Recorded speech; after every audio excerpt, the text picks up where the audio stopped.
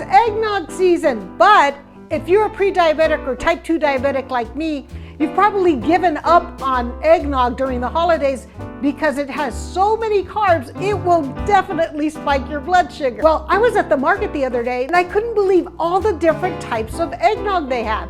Everything but sugar-free eggnog. I couldn't find it. When I saw that regular eggnog has anywhere between 19 and 25 grams of carbohydrates for a half cup serving, I knew I had to do a little research and find a recipe that would be low carb, sugar-free, delicious, and won't spike your blood sugar. So let's make some sugar-free eggnog. You're gonna need unsweetened almond milk or non-dairy, low-carb milk of choice, some heavy whipping cream. My favorite sugar substitute is allulose, but you could also have a monk fruit erythritol blend, some eggs, salt, ground nutmeg, baking vanilla, and a stick of cinnamon. We're gonna make our low-carb, sugar-free eggnog in 2 parts, and they're really easy. First, we're gonna whip up our eggs with our sugar substitute, and separately, we're gonna heat up our low-carb, unsweetened milk and creamer with our spices. So our first project is to simmer our milks together. I have 2 cups of almond milk, so I'm adding 2 cups of the heavy cream, 1 stick of cinnamon, and a generous teaspoon of nutmeg, which gives us our eggnog flavor. Let's add a pinch of salt. We're gonna whisk our milks until they're well combined. We don't want this to boil. You see those little bubbles? It's just now starting to simmer, so I'm gonna turn it off and take it off the heat. It's time to go prepare the eggs by dividing our egg yolks. Now that we have our 6 egg yolks, you add a half a cup to 3/4 cups of your sugar substitute. I'm going to use 3/4 cups of allulose because allulose is not a direct one-to-one replacement for table sugar. It's slightly less sweet. So now we're going to beat it until it's light and fluffy. I'm going to remove any of the large cinnamon, and then we are going to start tempering our eggnog. And you will need a whisk.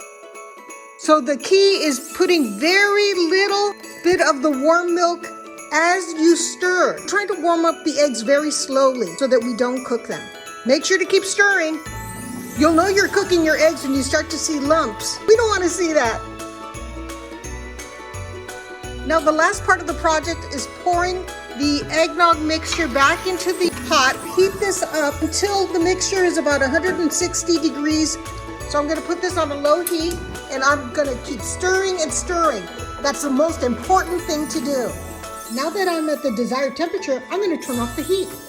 This is our final step. We're gonna pour it into a container that can go into the refrigerator where it will be chilled. Now is the time to add a teaspoon of vanilla. If you like a little alcohol in it, you can add anywhere from 1/4 cup to a half a cup or a little bit more. Cover this with plastic wrap and put it in the refrigerator. It's ready to drink in about 4 to 5 hours. The time has come to enjoy the sugar-free eggnog. I want to encourage you to make extra sugar-free eggnog to give away as a gift. I've got a little tweak of how I like to serve it. It's a little different, but some of you may find that exciting. I like to add a little bit of probiotic power of kefir. You don't need to put a lot, a few drops. Swivel it or mix it in, and it gives it that delicious, a little bit tart and a little bit sweet. So now this is a low-carb, sugar-free, probiotic, high-protein drink.